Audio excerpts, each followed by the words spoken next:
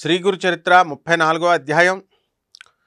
మా గురుదేవులైనటువంటి శ్రీ శ్రీ శ్రీ పరమపూజ్య సుందర చైతన్యానందుల స్వాముల వారి యొక్క పదపద్మాలకు నమస్కారం చేస్తూ ఈ అధ్యాయంలోకి వెళ్తున్నాం.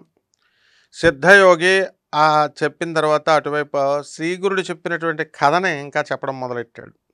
ఆ రాజు పరాశర మహర్షికి నమస్కారం చేసి, ఈ బిడ్డలు పూర్వజన్మలో రుద్రాక్ష మహిమల తెలియకుండానే వాటిని ధరించి నా కూడా ఇలా రాజపుత్రులుగా జన్మించారు కదా, మరి వీటి గురించి ఇంకా శ్రద్ధాభక్తులతో ధరిస్తున్నారు కదా, ఇప్పుడు మరి ఫలితం ఏముంటుంది అని అడిగాడు.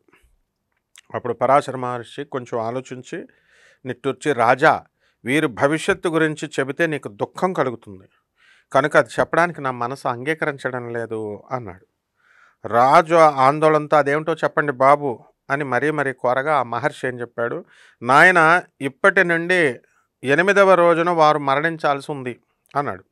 అది విని రాజు అతని పరివారం అంతా కూడా దుఃఖిస్తూ, దానికి నివారణోపాయం ఏంటో చెప్పండి స్వామి అన్నారు. మహర్షి ఇలా చెప్పాడు, భయం లేదు, శ్రీమన్నారాయణుడు బ్రహ్మను సృష్టించి అతనికి ప్రసాదించినటువంటి వేదం యొక్క సారమే రుద్రమంత్రం. అది 4 పురుషార్థాలని ప్రసాదిస్తుంది. సృష్టికర్త తన వక్షస్థలం నుంచి ధర్మాన్ని, పృష్ఠభాగం నుంచి అధర్మాన్ని సృష్టించాడు.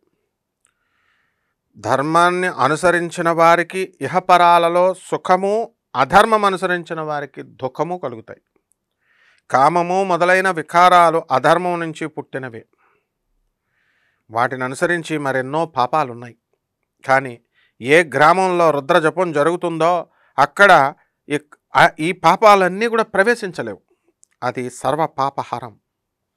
పూర్వం రుద్రమంత్ర జపం యొక్క ప్రభావం వలన పాపులు కూడా పరిశుద్ధులవడం వలన యముడు బాధపడి బ్రహ్మకు విన్నవించుకున్నాడు. అప్పుడు బ్రహ్మ ఏమన్నాడు, యమధర్మరాజా, మదాంధులు, తామసులు, భక్తి లేని వారిని మాత్రమే నువ్వు దండించాలి. భక్తితో రుద్రమంత్రం జపించే వారి దగ్గరకు నీ దూతలు వెళ్ళకూడదు. అల్పాయువు గలవారు కూడా దాని వలన దీర్ఘాయువును పొందుతారు. ఈ మంత్రజపం వల్ల రుద్రమంత్రంతో పవిత్రమైనటువంటి నీటిలో స్నానం చేసిన వారిని చూసి నువ్వు కూడా భయపడవలసి ఉంది అని చెప్పాడు. కాబట్టి రాజా, నీవు భక్తితో రుద్రాక్షలు ధరించి సద్బ్రాహ్మణుల చేత 7 రోజులు నిరంతర రుద్రాభిషేకం చేయించు. అందువలన వారు ధర్మాత్ములై సర్వసంపదలతోనూ కలకాలం జీవించగలరు అని ఆ విధానాన్నంతటినీ కూడా ఆయన వివరించారు. ఆ రాజా ప్రకారమే 100 మంది సద్బ్రాహ్మణుల చేత 10,000 రుద్రమంత్రగానంతో 7 రోజులు రాత్రింబవళ్ళు సంతత ధారగా శివునికి అభిషేకం చేయించారు.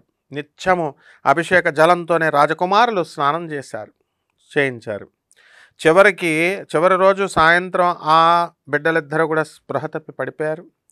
అప్పుడు పరాశర మహర్షి రుద్రమంత్ర జలం వారి మీద చల్లాడు. వెంటనే వాళ్ళు లేచి కూర్చున్నారు. అప్పుడు ఆ మహర్షి బిడ్డల ప్రాణాలు అపహరించడానికి వచ్చినటువంటి యమదూతల్ని శివదూతలు వచ్చి తరిమివేసి ఆ రాజకుమారుల్ని బ్రతికించారు అని చెప్పాడు. రాజు ఆ సంతోషంతో గొప్ప ఉత్సవం చేసి అంతటి ఉపాయం చెప్పినటువంటి మహర్షిని పూజించాడు. ఇంతలో నారదుడు అక్కడికి వచ్చి ఆ రాజకుమారులకు 12వ ఏట అపమృత్యు భయం ఉందని, అది తప్పితే పూర్ణాయుర్ధాయం ఉన్నదని చిత్రగుప్తుడు యమధర్మరాజుతో చెప్పిన విషయాన్ని చెప్పాడు. అందుకే శ్రీ గురునికి రుద్రాధ్యాయం అంటే అంత ప్రీతి.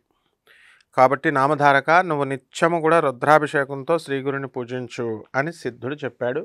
శ్రీ శుభమస్తు. శ్రీ దత్తాయ గురవే నమః. ఇంతకుముందు జరిగినటువంటివన్నీ కూడా మిస్ అయిపోయాము అనుకునేటటువంటి వాళ్ళు ప్లేలిస్ట్లోకి వెళ్ళి ఆంధ్రప్రభ ఛానల్స్లో మన గురుచరిత్ర పారాయణ చూసుకుంటే మిగతావన్నీ కూడా అన్ని చాప్టర్స్ చూడొచ్చు. అలాగే రోజుకొక వీడియో చొప్పున వస్తుంది, రోజుకొక అధ్యాయం చూడండి.